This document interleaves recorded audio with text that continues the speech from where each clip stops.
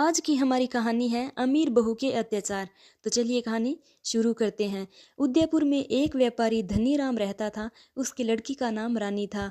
धनीराम कपड़ों का व्यापार करता था, जिसकी वजह से उसके पास धन की कोई कमी नहीं थी। धनीराम अपनी बेटी रानी को बहुत प्यार करता था और उसकी हर ख्वाहिश को पूरा करता था। रानी का बचपन बहुत ही अच्छा बीत रहा था। रानी स्कूल जाती और फिर स्कूल से घर आने के बाद खेलने चली जाती। रानी को घर के कामकाज में कोई दिलचस्पी नहीं थी। इससे रानी की माँ थोड़ी परेशान रहती थी, लेकिन धनीराम रानी की माँ को चिंता करने से मना करता था। घर के काम न करने के कारण रानी बहुत ही आलसी हो गई, क्योंकि उस बिना कुछ किए ही केवल कहने से ही सारी चीज़ें मिल जाती थी। वहीं रानी के नखरे दिन ब दिन बढ़ते जा रहे थे। वह अपने छोटे से छोटा काम अपनी माँ से कराती थी। रानी पढ़ाई में भी कुछ खास नहीं थी, जिसके कारण उसकी टीचर हमेशा ही उसकी कंप्लेन किया करती थी। लेकिन व्यापारी की बेटी होने की वजह से रानी को इन सब चीज़ों की कोई परवाह नहीं थी। रानी को यह बात पता थी कि वह कुछ भी कर ले, उसके पिता उसे कुछ नहीं कहेंगे। रानी के पिता धनीराम ने अपनी बेटी को पूरी तरह से बिगाड़ दिया। खेलते कूदते हुए रानी का लड़कपन भी खत्म हो गया और वह एक जवान लड़की बन गई। लड़की जवान हो जाने पर माँ बाप को उसकी शादी की चिंता होती है, और यह चिंता धनीराम और उसकी पत्नी को भी होने लगी थी। साथ ही धनीराम की पत्नी को इस बात की भी चिंता थी कि इस लड़की को कौन सा लड़का ब्याह कर ले जाएगा, क्योंकि धनीराम की पत्नी को रानी के बारे में सब कुछ मालूम था कि वह कितनी जिद्दी और निकम्मी है। धन होने के कारण धनीराम को अपनी बेटी के विवाह की कोई चिंता नहीं थी, क्योंकि उसे पता था कि कोई ना कोई अच्छा लड़का उसे जरूर मिल जाएगा। और ऐसा हुआ भी। रानी की शादी उदयपुर के ही एक सुंदर और सुशील नौजवान से कर दी गई।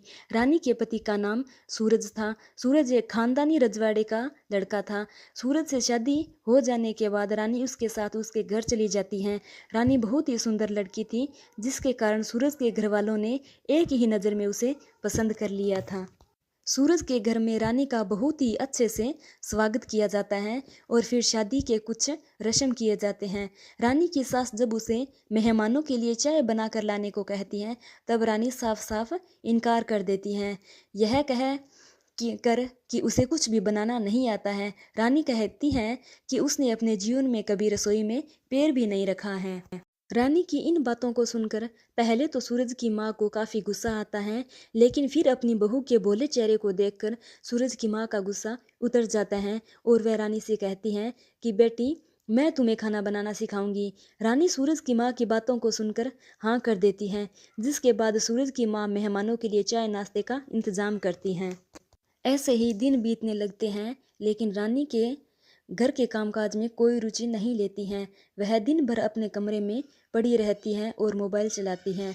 अब सूरज की माँ को भी यह एहसास हो गया था कि रानी सिर्फ चेहरे की से ही सुंदर है, उसमें कोई भी अच्छी बहू के गुण नहीं हैं। इन सब बातों से सूरज की माँ काफ़ी परेशान रहती हैं, लेकिन वह अपने बेटे के खुशी के लिए रानी को कुछ नहीं कहती हैं। ऐसे ही 2 साल बीत गए। रानी अब माँ बनने वाली थी। यह बात सुनकर सूरज के परिवार और रानी के परिवार दोनों ही बहुत ही ज़्यादा खुश थे। प्रेग्नेंट होने के बाद रानी और भी ज़्यादा नखरे वाली हो गई। अब तो रानी खुद से अपने खाने का बर्तन भी नहीं हटाती थी। सूरज की माँ उसका सारा काम करती थी। एक दिन रानी को कहीं बाहर जाना था, जिसकी वजह से उसने सूरज की माँ को अपना कपड़ा इस्त्री करने के लिए कहा। सूरज की माँ रानी के कपड़े इस्त्री कर ही रही थी। इसी बीच कुकर की सीटी बज गई, जिसकी वजह से सूरज की माँ यानी रानी की सास ने प्रेस वहीं छोड़कर किचन की ओर चली गई। अब सूरज की माँ वापस आई तो देखती है कि रानी के कपड़े इस्त्री से जल गए हैं। रानी को जब इस बात का पता चलता है तो उसे बहुत ज़्यादा गुस्सा आता है और वह गुस्से में अपनी सास को एक थप्पड़ मार देती हैं। रानी हमेशा अपनी सास को परेशान करती थी। रानी को ऐसा करते हुए सूरज देख लेता है, जिसकी वजह से वह गुस्से में रानी को घर से बाहर निकाल देता है। रानी घर से निकल जाने के बाद भी बड़े घमंड से अपने घर वापस आती हैं, क्योंकि उसे पता था कि उसके पिता के पास बहुत पैसा है। लेकिन घर आने पर उसे मालूम चलता है कि धनीराम अब धनी नहीं रहा। व्यापार में हो रहे घाटों की वजह से धनीराम अब कर्ज में डूब चुका था। सूरज रानी के परिवार को उसकी हरकत के बारे में बताता है। रानी के इस हरकत को जानकर उसकी माँ को बहुत ही दुखी हो जाती हैं और उसे सबक सिखाने के बारे में सोचती हैं। रानी को सही रास्ते पर लाने के लिए रानी की माँ खुद बीमार होने का दिखावा करती हैं, जिसकी वजह से अब घर में ऐसा कोई नहीं था जो रानी की ज़रूरतों को पूरी करे। अब रानी को अपने साथ साथ अपनी माँ का भी ख्याल रखना था।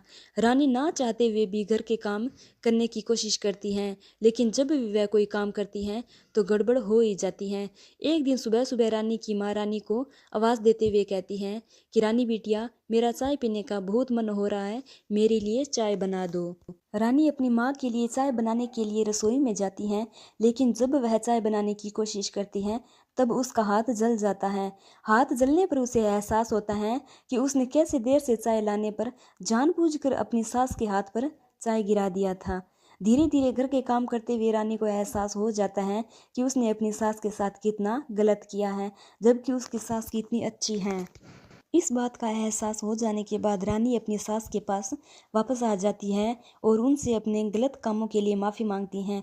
रानी की सास एक बहुत ही अच्छी इंसान के साथ साथ इतना सब हो जाने के बाद भी वो रानी से बहुत प्यार करती थी, इसलिए वो रानी को माफ़ कर देती हैं और उसे फिर से अपना लेती हैं। जिसके बाद रानी एक अच्छी बहू की तरह अपनी सास की सेवा करती हैं और पूरे परिवार का अच्छे से ध्यान रखती हैं।